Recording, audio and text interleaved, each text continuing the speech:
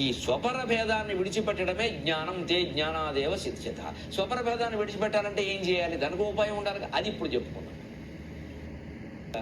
మానవ, నువ్వు ఆపదలు అనుకుంటున్నవేవి నిజంగా ఆపదలు కావయ్యా. సంపదో నైవ సంపదక. నువ్వు సంపదలు అనుకుంటున్నవి నిజంగా సంపదలు కావయ్యా. ఇదే చమత్కారం. ఆపద కాదు అని ఎందుకంటున్నావు? నిజమే, జరిగింది ఏదో జరిగింది, వదిలే. కనీసం 2 రోజులు విశ్రాంతి. ఆ విశ్రాంతిలో మనం చదవాలనుకున్న పుస్తకాలు, చేయాలనుకున్న కొన్ని పనులు, కాలు ఇబ్బందిగా ఉన్నా చేసే పనులు, కనీసం భగవన్ నామస్మరణ చేయగలమా లేదా? అసలు కాలు చెయ్యి తిన్నగా ఉంటే మనం ఎప్పుడైనా మనసులో కేశవ నారాయణ మాధవ గోవింద అన్నామండి?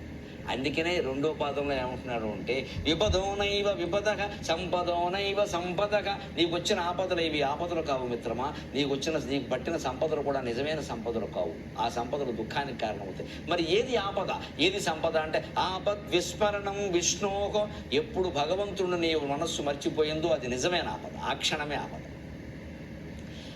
సంపదక తస్య సంస్మృతికి. ఎప్పుడు నీ మనస్సు భగవంతుడిని స్మరిస్తుందో అది నిజమైన సంపద.